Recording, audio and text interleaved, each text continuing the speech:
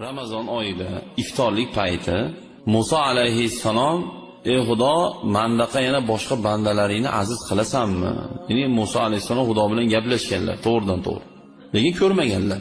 Shunda Xudo aytdiki, "Sandan keyin Ahmad, Muhammad ismli payg'ambarim keladi. Ularga Ramazon oyining ro'zasini men farz qilaman. Ular kun bo'yi men uchun ichmaydi, men uchun yemaydi va ular iftorlikdan oldin dasturxon soladilar. Noz ne'matlar hammasi turadi. İftorlik payti kelmagungacha yemasdan termilib o'tiradi. O'sha daqiqalarda men hozir oramizda 70 ming parda bor, ikkovimiz oramizda. O'shalarni iftorlik paytida shu hamma pardani ochib olaman degan ekan Xudo.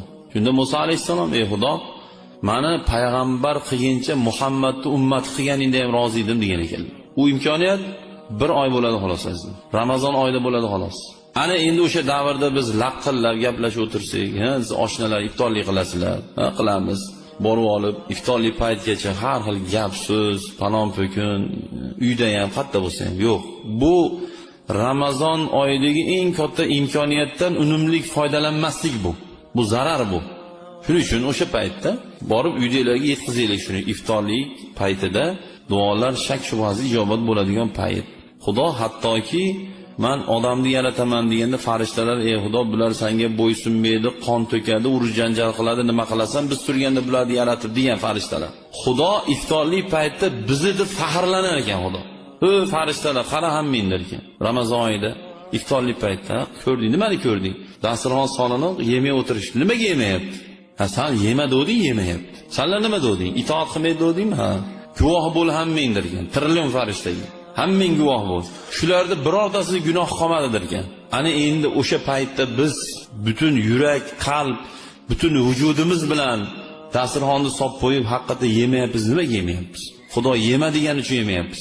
Shuning uchun Ramazon oyining ro'zasini tutgan odamni jasadi do'zaxga kirmaydi inshaalloh. Nimaga desa, chunki bekilib suv ichib olsak bo'larmidi? Bo'lardi. Uyimiz bor, ofisimiz bor, podval bor, mashinaning ichi bor. Yo ochiqchasiga nagli ichib yursak bo'larmidi? Lekin inshaalloh Xudo xolasa Ramazon oyida Xudo qodir qilsin, himmat bersin, iymonimizni quvvatiga quvvat bersin. Yemaymizmi? Kim uchun? Alloh uchun. Chunki payg'ambarimiz alayhissalom aytadilarki, "Inna fil jannati baban yuqalu lahu ar-rayyon." Rayyon ismli darvoza bor jannatda. La yadkhuluhu illa as-soimuna fi shahri Ramazon. U eshikdan hech kim kirmaydi, faqat Ramazon oyining ro'zasini tutuvchilar kiradi degan ekanlar. Bu degani oilamiz tutyapmizmi? Oilamiz bilan o'shdan kiramiz. Tasavvur qiling. Chetda hozir o'tiribmizmi mana musulmonlar? Hammamiz tutaylik, hammamiz kiramiz shu joydan, Xudo xolasa. U rayyon degani suv bilan to'ydirilgan, aka kirgan odam umrbod chanqamaydigan jannat degani.